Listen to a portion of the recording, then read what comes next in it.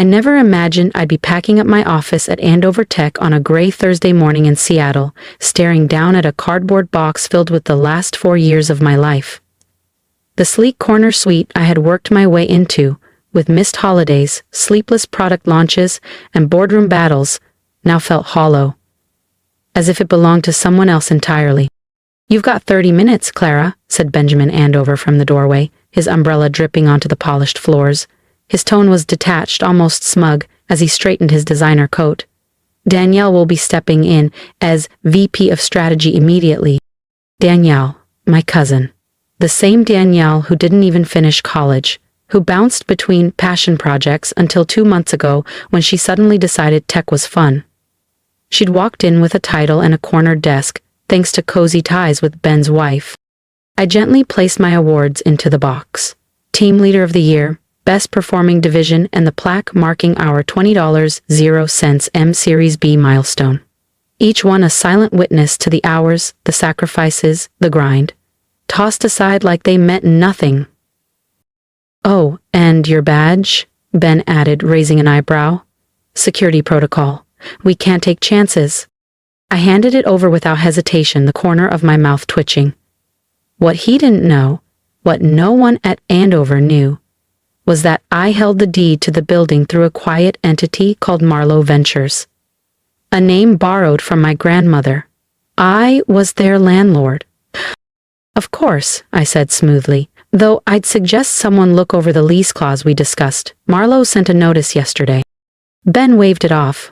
"Danielle can handle it. She's better with people than you ever were." If only he understood. The clause wasn't about a rent review. It was the trigger, termination within 24 hours for any tenant found violating fair employment clauses, like, say, wrongful dismissal tied to nepotism. As I placed the last item into my box, a photograph of me at 14 standing with my grandmother in front of this building before renovation, I could still hear her voice. "One day, they'll learn that power isn't about titles. It's about deeds, and who holds them." By 17, I'd mastered zoning law. At 26, I owned this address. And now they were standing on my ground. By 21, I'd founded Marlowe Ventures using the inheritance my grandmother left me. And by 24, I owned the building that Andover Tech now leased, offering them a competitive rate not because I needed their money, but because I always knew a day like this would come. "One more thing," Ben Andover said as I picked up my box. "The severance package we discussed? The board thought it would be better allocated as part of Danielle's signing bonus." He tilted his head, mock sympathy barely disguising his smugness. "I'm sure you understand. Family first, after all." Family first. I'd heard that phrase so many times it was practically a lullaby. When Danielle needed help paying off her credit cards, my parents drained my college fund. When she totaled her Audi and needed a new one overnight, I was told to be grateful I even had a bus pass. And when she decided she wanted my job, our parents called to gently remind me how selfish it would be to stand in her way. "Of course," I replied, brushing past him. "Family first." The elevator ride down was silent, but my thoughts moved quickly. By now, my attorney, Naomi, would have received my green light. The paperwork was ready. The eviction notice would land on Andover Tech's legal desk by sunrise, citing a breach of the lease's ethics clause, wrongful dismissal with documented evidence of nepotism, targeted rumors, and a hostile work environment. I had the receipts. Every word, every meeting, every whisper. In the lobby, Danielle stood with Elaine Andover, perfectly poised in a tailored blush blazer. Danielle smirked as if she'd won. "Glad you're clearing out," Elaine sneered. "Danielle wants to redesign the entire floor. Your taste was cold." Danielle gave a sheepish shrug. "I'll take care of things, Clara. I promise." I stepped back when she reached for my arm. "Just like you took care of the narrative, right?" "Oh, don't be so dramatic," Elaine said, rolling her eyes. "It's just business." Just like it wasn't personal when Danielle hinted I was emotionally unstable. Just like it wasn't personal when she spread lies about me flirting with clients. Just business. "You're right," I said, my voice calm. "It is just business." Outside, the rain had finally stopped, but a storm still lingered in the air. I placed my box in the back seat of my silver sedan. Not flashy, not new, but mine. My reflection in the window didn't show defeat, it showed ownership. I didn't look like someone who had been defeated. I looked like someone who was about to win. My phone buzzed with a message from Naomi. All documents signed, notice will be delivered at 9 a.m. sharp. I typed back one word, proceed. As I drove through the quiet streets back to my modest home in West Seattle, I thought about what tomorrow would bring. Ben's face when he realized Andover Tech had just 24 hours to vacate their headquarters. Elaine's reaction when she discovered their trusted landlord was the woman they dismissed without a second thought. And Danielle, when she realized her shiny new office would be off limits before she had time to hang a single frame diploma. But mostly, I thought of my grandmother's voice. Real power doesn't come from the tallest tower. It comes from knowing the land underneath it is yours. When I pulled into my driveway, there was nothing flashy to suggest I owned one of the city's most valuable commercial properties. Just a small, quiet home, a carefully tended garden, a mailbox with my name. Another buzz. A message from Danielle. No hard feelings, right? You get it's just business, family brunch on Sunday? I didn't reply. There would be time for brunches and excuses later. For now, I had a job to do. Inside, I stepped into the real control center, my home office. This wasn't the sleek space I'd just been forced to leave behind. It was better. It was real. Here sat the deed to the building, the founding documents of Marlowe Ventures, and the binders, color-coded, indexed, of every shady meeting, every whisper of favoritism, every HR complaint brushed under the rug. I opened my laptop. First, an email to all Andover Tech employees, scheduled for 8:55 AUME.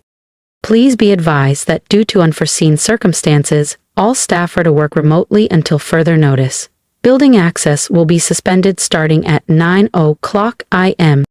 Next, the press release. Marlowe Ventures terminates lease with Andover Tech effective immediately due to documented ethical and contractual violations. Finally, I sent instructions to building security. Change all access codes. Lockdown at 9:00 AM sharp. My phone buzzed once more, this time from my mother. Danielle explained everything. We're disappointed in how you handled this. I stared at the message, unreadable emotion churning quietly beneath the surface. Then I turned back to my screen. I wasn't done yet. Why couldn't you just support your cousin? I placed the phone face down on my desk. Tomorrow they'd understand. All of them. That success built on lies, manipulation, and betrayal isn't success at all. It's rot beneath a glossy surface. Outside, the Seattle rain returned, tapping steadily against my window as I finalized the last preparations. In less than 24 hours, Andover Tech would learn what happens when you underestimate the quiet one, the one who stayed late, said little, and observed everything. They thought they were firing an employee. They didn't realize they were waking a landlord who had spent 5 years laying the groundwork for this exact moment. And Danielle? She'd learned that some battles are already lost the moment you step onto the board. I closed my laptop and stood by the window, watching rain cascade down the glass. Tomorrow's forecast? Stormy, with a 100% chance of consequences.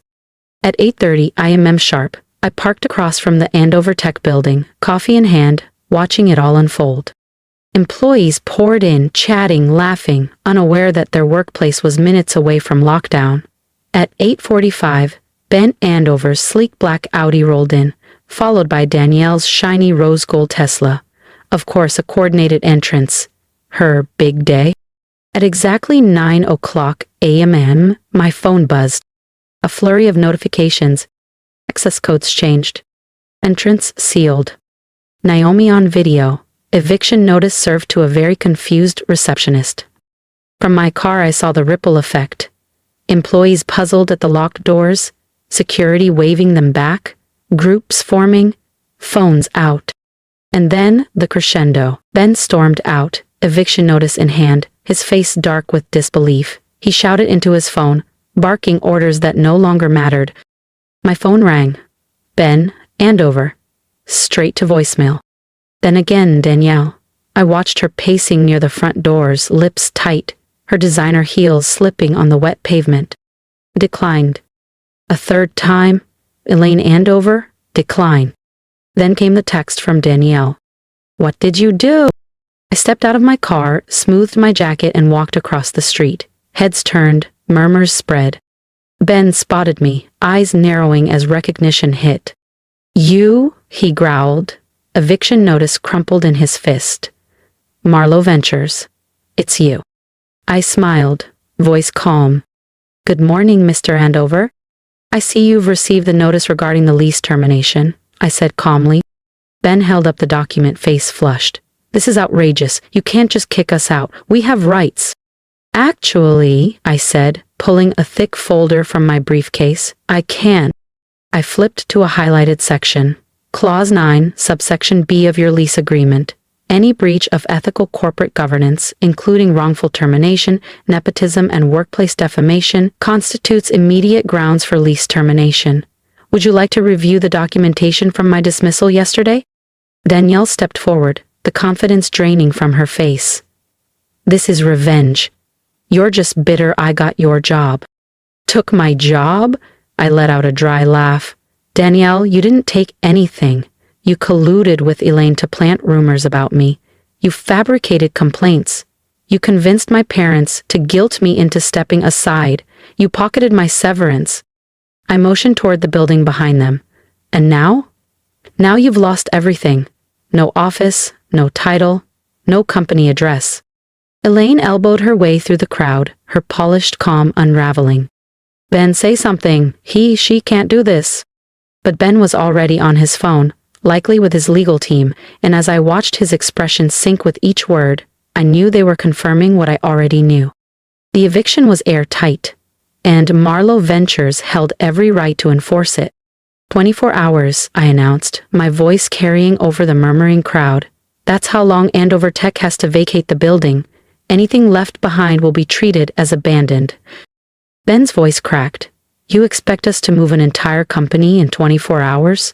We have contracts, clients. The same amount of time you gave me to clear out my office, I replied. Nothing personal, remember? Just business. Danielle grabbed my arm, her eyes wide and glassy. You can't do this to me.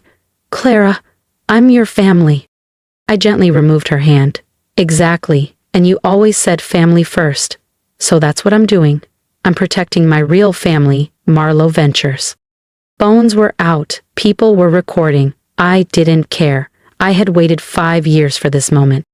Oh, and one more thing, I added, pulling a second document from my folder. This is a formal notice of legal action against Andover Tech for defamation, workplace discrimination, and wrongful termination. Ben lurched toward me, fury contorting his face, but Elaine held him back. You'll regret this, he growled. I'll bury you in litigation. I smiled. I'll see you in court. I smiled, thinking about the archive I had built over the last 5 years. Every offhand comment, every backroom deal, every whisper of misconduct, documented. Every email, every meeting recording, every shady transaction, preserved with precision. I looked forward to discovery, I said calmly, watching Ben's expression twitch. I'm sure the board will be very interested in some of the materials I've compiled. That landed. He knew exactly what I meant. The questionable vendor kickbacks, the consulting payments to his golf buddy, the HR complaints swept under the rug, the quiet pattern of systematic exclusion and discrimination. All of it, ready to be unsealed. I checked my watch. You've got 23 hours and 45 minutes left. I'd start packing. As I turned to walk away, Danielle called out, voice trembling. What about Sunday brunch? Mom and Dad already made reservations. I paused, then turned slightly. Tell them I won't make it. I'll be busy leasing to a new tenant, one that doesn't treat loyalty like a liability. The next few hours were chaos. Box trucks lined the street, employees rushed out with monitors and chairs, executives whispered frantically into phones.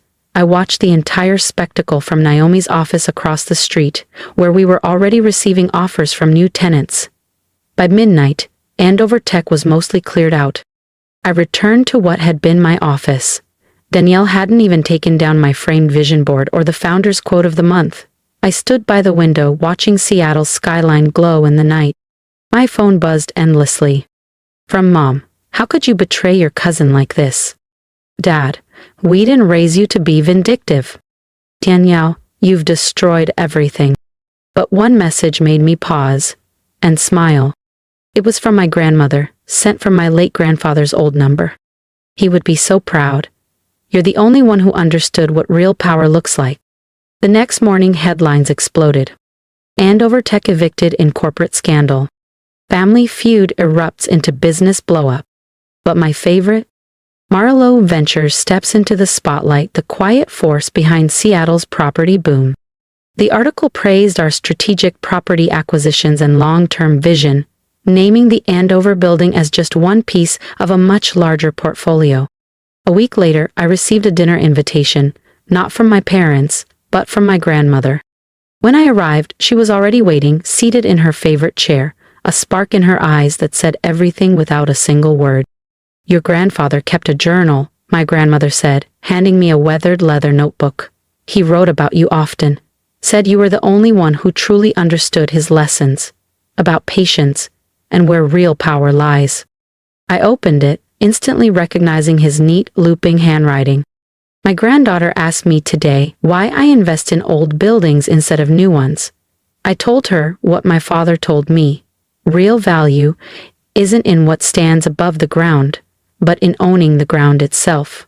She understood. Look how far that girl will go. I blinked, holding back emotion. Danielle called, my grandmother added, pouring tea. She's moving, says she can't find work here anymore. I nodded, thinking of the email I'd received earlier that day. A proposal from a leading tech firm to lease the building. Their plan? A startup incubator on the lower floors, offering affordable space and mentorship to first-time founders. She always said, my grandmother mused, revenge is a poor man's game. Real success isn't about payback. It's about getting ahead and bringing others with you. I smiled. It was never about revenge, I said softly. It was about justice.